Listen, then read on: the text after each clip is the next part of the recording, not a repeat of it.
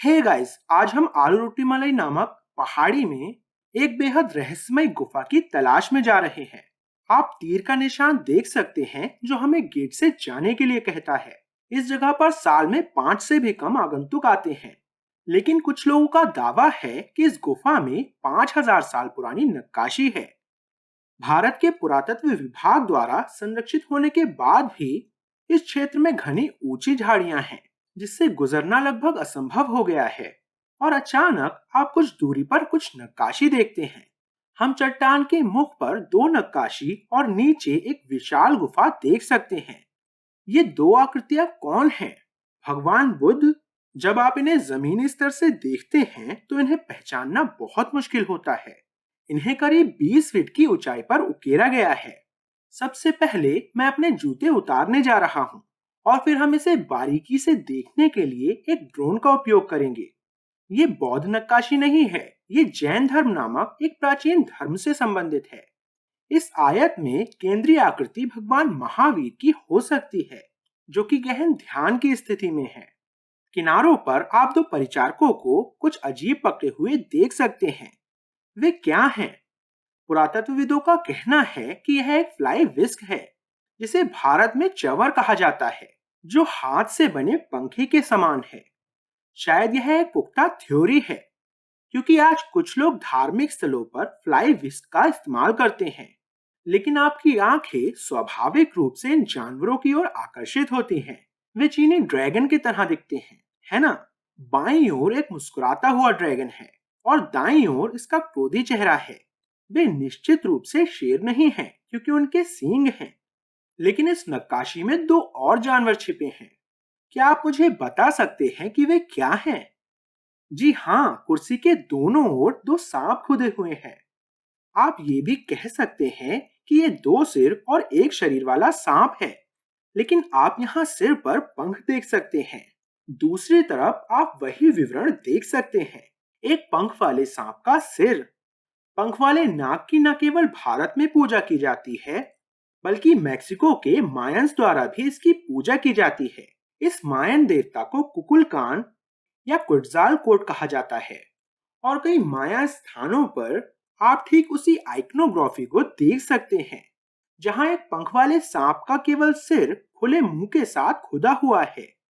दूसरी तरफ आप एक छोटी आकृति देख सकते हैं। यह एक और जैन संत है, एक प्रबुद्ध व्यक्ति जो गहरे ध्यान में है, लेकिन परिचारक दोपहर के भोजन के ब्रेक पर हैं और फ्लाई विस्क यहाँ छोड़ गया है। लेकिन मैं इन नक्काशियों से बहुत भ्रमित हूँ, और आपको भी होना चाहिए। क्यों? कल्पना कीजिए कि आप प्राचीन मूर्तिकार हैं, तो आप नक्काशी की प्रक्रिया कैसे शुरू करेंगे? मान लीजिए कि मैं आपसे ग्रेनाइट पर कुछ तराशने के लिए कहता हूँ, जो कि दुनिया की सबसे कठोर चट्टानों में से एक है, और आप आधुनिक उपकरणों का उपयोग नहीं कर सकते, क्योंकि मुख्यधारा के पुरातत्वविदों के अनुसार सब कुछ आदिम छेनी और हथौड़ों से किया गया था। इससे भी अधिक आपको उन्हें 20 फीट की ऊंचाई पर एक पहाड़ी पर तराशना होगा, जिसकी सतह इतनी खुरदुरी और असमान है। क्या आपको एक समतल सतह दिखाई देती है? कम से कम सीढ़ी को ठीक से सेट करने के लिए। अब मान लीजिए कि आप किसी तरह लकड़ी की सीढ़ी लगाते हैं, लेकिन इन आकृतियों को सही ढंग से तराशने के लिए आपको उन्हें छेनी और हथौड़े से जोर से मारना होगा। क्या सीढ़ी अभी भी खड़ी रहेगी या गिर जाएगी? आप यहाँ जो देख रहे हैं वह मेरी राय में किसी चमत्कार से कम नहीं है, लेकिन एक और आकर्षक विवरण है जिसे हमने मिस किया। सबसे पहले उन्होंने चट्टान की ऊपरी परतों को काट दिया। उन्होंने चट्टान की खुरदुरी सतह को छील दिया। दरअसल उन्होंने ऊपर की परत को 3 इंच की गहराई तक छीला। क्यों? क्योंकि अंदर से चट्टान आमतौर पर ज्यादा चिकनी होती है। आप इसे सतहों को देखकर समझ सकते हैं। फिर उन्होंने दो और आयताकार गड्ढों को बनाया और फिर इन आकृतियों को तराशना शुरू किया। क्या गुफा के अंदर और नक्काशी है? यह 60 फीट से अधिक लंबी एक बड़ी गुफा है, और प्रवेश द्वार पर यह लगभग 8 फीट ऊंची है, और आप जैसे जैसे अंदर जाते हैं यह सक्रिय होती जाती है। क्या यह एक प्राकृतिक गुफा है या इसे कृत्रिम रूप से बनाया गया था? करीब 10 फीट की ऊंचाई पर आप इस रहस्यमयी रेखा को देख सकते हैं। यहीं पर आपको पता चलता है कि अधिकांश प्राकृतिक चट्टानों पर सावधानी पूर्वक काम किया गया है। यह केवल चट्टान पर एक रेखा तराशने के बारे में नहीं है। इस रेखा के ऊपर चट्टान अधिक मोटी है, कम से कम 1 इंच मोटी, और सब कुछ खुरदरा दिखता है। रेखा के नीचे उन्होंने इसे गहराई में बनाने के लिए चट्टानों की कुछ सतह को खुरचा या छील दिया। देखें इस रेखा के बाद गुफा कितनी चिकनी दिखती है। उन्होंने ऐसा क्यों किया? पुरातत्वविद इसे ड्रिप लेस कहते हैं। वे कहते हैं कि प्राचीन बिल्डरों ने इसे गुफा के अंदर बारिश के पानी को जाने से रोकने के लिए बनाया था। अगर बारिश हुई तो इस लाइन में पानी जमीन पर गिरेगा, अंदर नहीं जाएगा, क्योंकि पानी इस ऊंचाई से आगे नहीं बढ़ सकता। इसलिए हम दरवाजे पर छतरी लगाते हैं, नहीं तो बारिश का पानी घर में आ जाता। आप यहाँ औजार के निशान स्पष्ट रूप से देख सकते हैं। आप जो देख रहे हैं वह एक प्राचीन छत्र है, लेकिन क्या यह वास्तव में केवल पानी टपकने के लिए है, या प्राचीन लोग इसके साथ कुछ और कर रहे थे? यह छतरी पूरी गुफा में क्यों फैली हुई है? न केवल लंबाई में बल्कि गुफा की पूरी गहराई में भी। छत पर लाल रंग क्यों दिखता है? ये प्राचीन निर्माता कौन है? अगर हम इस क्षेत्र में तलाश करें तो हम कुछ बहुत ही रोचक देख सकते हैं। तो आप यहाँ कुछ प्राचीन शिलालेख देख सकते हैं जो कम से कम 1000 साल पुराने होने चाहिए। यह प्राचीन तमिल भाषा में लिखा गया है। आश्चर्यजनक रूप से, भले ही बहुत अधिक क्षरण हुआ हो, ठीक है, आप बहुत नुकसान देख सकते हैं। ज्यादातर मुझे लगता है कि यह एक प्राकृतिक क्षति है, लेकिन हम इसे अभी भी पढ़ सकते हैं। आइए देखें कि हम इन शिलालेखों से क्या प्राप्त कर सकते हैं। देखते हैं कि क्या मैं अभी भी इस 1000 साल पुराने अक्षरों को पढ़ सकता हूँ। तो एक चीज जो हम कर सकते हैं वह है इसे पढ़ना। इसमें लिखा है तिरुमनमलई। मुझे लगता है कि यह इस जगह का नाम है। मलई का अर्थ पहाड़ी या पहाड़ है, और मुझे लगता है कि इस जगह का नाम तिरुमनमलई होना चाहिए। मैं बाकी नहीं पढ़ सकता। आप देख सकते हैं कि यह मिट गया है। आइए देखें कि हम यहाँ और क्या पढ़ सकते हैं। यहाँ आप कुछ देख सकते हैं। यहाँ जो लिखा है वह साफ नहीं है। सा या का, कलापुरम नाकुलोथुंगा। मुझे लगता है कि यह कुलोथुंगा चोलपट्टलम है। तो कुछ इस तरह, या तो सालापुरम या कालापुरमना, और यह कालापुरमना कुलोथुंगा चोलपट्टलम कहता है। मैं यहाँ पहला शब्द पढ़ सकता हूँ। यह सुंदर पंडियन लिखा है, एक राजा का नाम जिसने लगभग 1250 ईस्वी तक शासन किया था। इस प्रकार के शिलालेखों में पहला शब्द आमतौर पर उस राजा को दर्शाता है जिसने शिलालेख के समय शासन किया था। इसका मतलब है कि शिलालेख और जैन नक्काशी लगभग 750 साल पहले 1250 ईस्वी में बनाई गई थी। इन रचनाओं में एक विचित्र प्रकाशीय भ्रम है। देखिए कि ये अक्षर चट्टान की सतह से ऊपर उठे हुए कैसे दिखाई देते हैं। ध्यान से देखिए, क्या ये अक्षर चट्टान की सतह से ऊपर उठे हुए हैं, या वे सामान्य शिलालेखों की तरह हैं जो खुदे हुए हैं जिसमें गहराई होती है?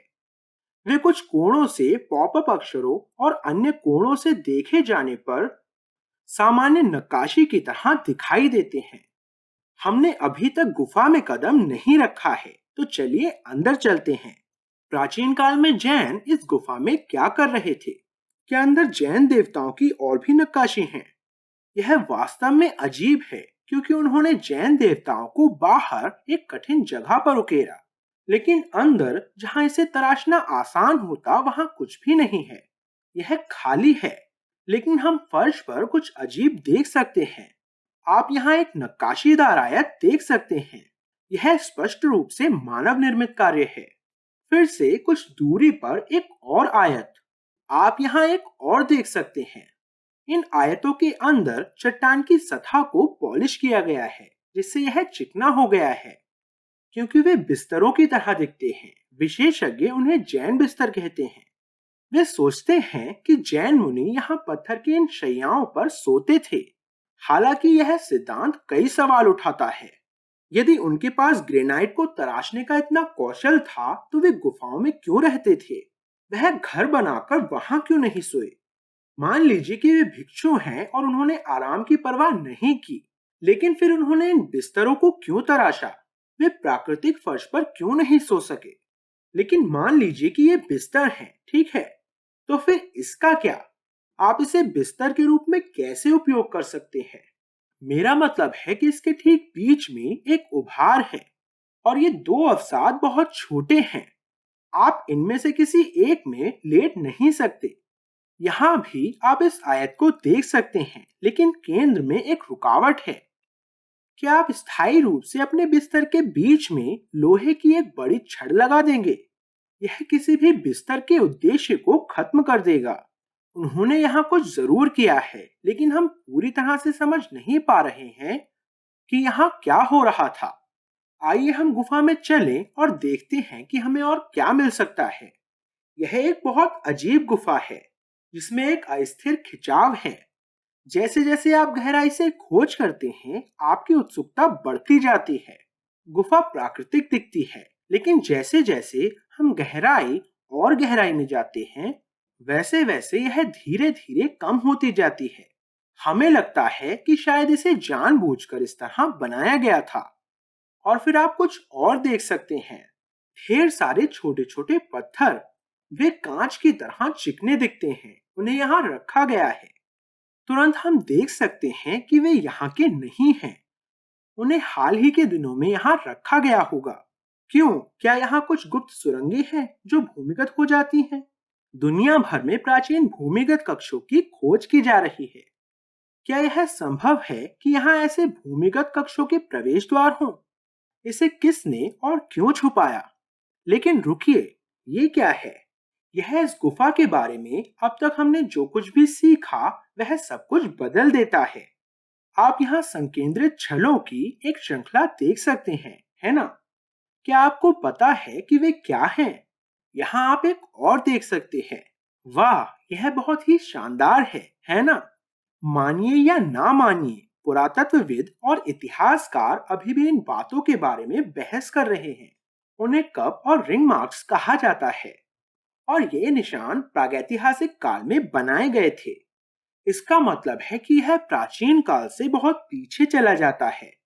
दुनिया का सबसे पुराना कप और रिंग मार्क इज़राइल में 8300 साल पुराना है। यदि आप नहीं जानते हैं तो ये कप और रिंग के निशान प्रागैतिहासिक लोगों द्वारा बनाए गए थे। इसका मतलब है कि यह उन लोगों द्वारा किया गया था जो पढ़ना या लिखना नहीं जानते थे और जैन धर्म या हिंदू धर्म जैसे संगठित धर्म नहीं रखते थे।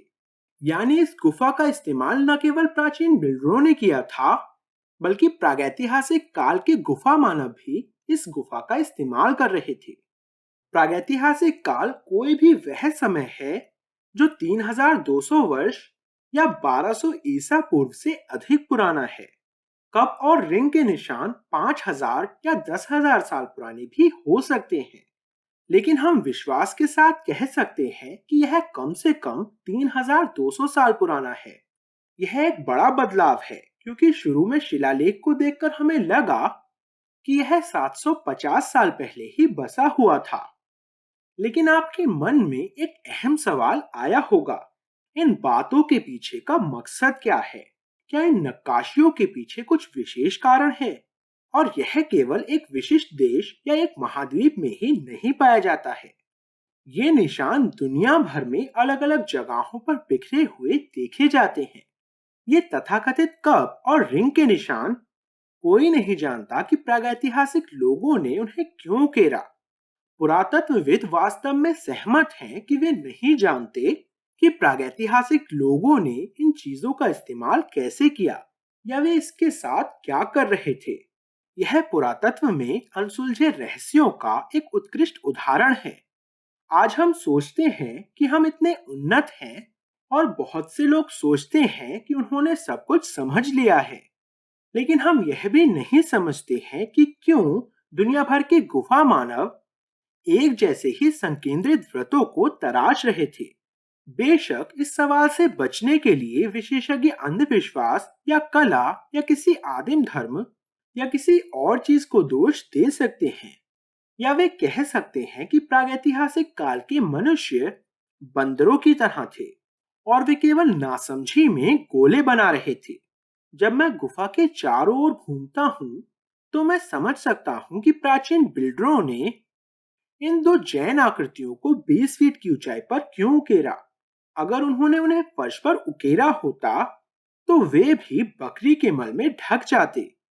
दुनिया भर में इन नक्काशियों को राष्ट्रीय खजाने के रूप में माना जाता है, लेकिन भारत में प्राचीन और प्रागैतिहासिक संरचनाओं के लिए बहुत कम सम्मान है और इसमें आम जनता भी शामिल है।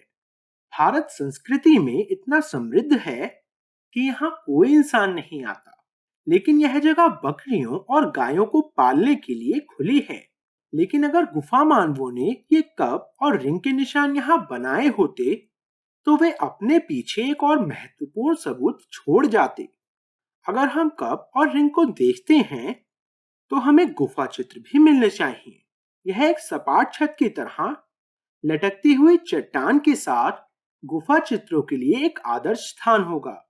आइए एक नजर डालते हैं और देखते हैं कि क्या हमें कोई गुफा चित्र मिल सकता है। यह देखने में बहुत कठिन है, क्योंकि पूरी छत ग्रेफिटी से ढकी हुई है। देखिए, आप देख सकते हैं कि ये सब अंग्रेजी में लिखा है, लेकिन वहां आप कुछ बहुत ही अजीब देख सकते हैं। तो यहाँ आप इसे देख सकते हैं। यह एक पशु मानव लगता है। तो चेहरा एक त्रिकोण जैसा दिखता है, लगभग एक घोड़े के चेहरे जैसा, और आप शरीर को देख सकते हैं। यह बहुत अस्पष्ट है, क्योंकि यह नष्ट हो गया है, लेकिन आप स्पष्ट रूप से ये दो पैर और सिर देख सकते हैं। एक बड़ा त्रिकोणीय सिर, क्या इसका कोई मतलब है? क्या इसका मतलब यह है कि यह एक एक्स्ट्रा टेरेस्ट्रियल या परग्रही है? हमें नहीं पता, लेकिन हम स्पष्ट रूप से यह त्रिकोणीय सिर, शरीर और हाथ देख सकते हैं, जैसे वो अपने कमर पर हाथ रखे हो। मुझे नहीं पता कि उसके दूसरे हाथ को क्या हुआ है, और आप दोनों पैर देख सकते हैं। हाँ, यह बहुत अजीब है। अब आप देख सकते हैं कि यह काफी बिगड़ गया है। आप यहाँ ये नया ग्रेफिटी देख सकते हैं। ये सभी अक्षर नए हैं, लेकिन गुफा चित्र आमतौर पर पूरी तरह अकेले नहीं किए जाते हैं। आपने कभी सिर्फ एक पेंटिंग नहीं देखी होगी, तो यहाँ और भी होने चाहिए। तो आइए देखें कि यहाँ कुछ और मिल सकता है। तो यहाँ वास्तव में इस तरफ अधिक गुफा चित्र हैं, और ये देखने में बेहद दिलचस्प लगते हैं। मुझे नहीं लगता कि मैं पता लगा सकता हूँ कि ये क्या है। मुझे देखना होगा कि ये क्या है। ये देखने में काफी जटिल लगते हैं, और आप कुछ बहुत ही अजीब ह्यूमनाइड प्रकार की आकृति देख सकते हैं। बहुत अजीब। यह एक पंख वाले एलियन की तरह दिखता है ना? आप फैले हुए पंख और एक बड़ा सिर देख सकते हैं। यह निश्चित रूप से मानव नहीं दिखता, वह पक्षी मानव जैसा दिखता है। प्रागैतिहासिक काल में मानवों ने, जो 3200 साल से भी अधिक पहले जीवित थे, ऐसी पेंटिंग क्यों बनाई?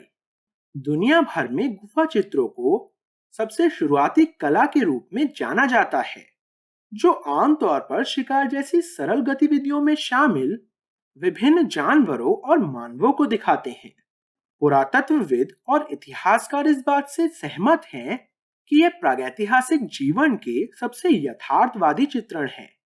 जब वे इन चित्रों को देखते हैं, तो विशेषज्ञों का दावा है कि प्रागैतिहासिक लोगों ने इन जानवरों को देखा, उन्होंने इन लोगों को देखा, और उनमें कल्पना की कमी थी, इसलिए उन्होंने जो देखा उसे चित्रित किया।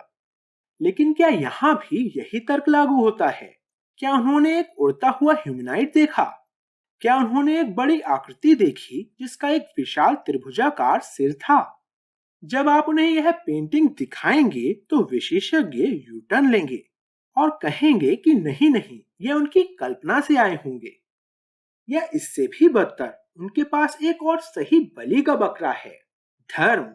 मुख्यधारा के विशेषज्ञ कहेंगे कि यह एक पुजारी द्वारा पहना जाने वाला हेड्रेस होना चाहिए, या यह किसी प्रकार का आदिम धार्मिक अनुष्ठान होना चाहिए आदि। अजीब तरह से बर्डमैन पेंटिंग पूरी दुनिया भर में पाई जाती हैं और हम नहीं जानते कि वे वास्तव में क्या दर्शाते हैं। लेकिन अगर आप कभी इस गुफा में आने का फैसला करते हैं, तो मैं आपको एक बहुत ही महत्वपूर्ण बात बताना चाहता हूँ। इस गुफा तक पहुंचने का एक आसान रास्ता है। आपको झाड़ियों से होकर नहीं गुजरना पड़ेगा, जैसा मैंने किया था। मुझे नहीं पता था कि गुफा के ठीक सामने एक और फाटक है और मैं इस गेट से होकर जा सकता था। मैं प्रवीण मोहन, देखने के लिए बहुत बहुत धन्यवाद। सब्सक्राइब करना ना भूलें और सभी अपडेट्स पाने के लिए घंटी के बटन को भी क्लिक करें। कृपया इस वीडियो को लाइक करें और अपने दोस्तों के साथ शेयर करें और मैं आपसे जल्द ही बात करूंगा। बाय।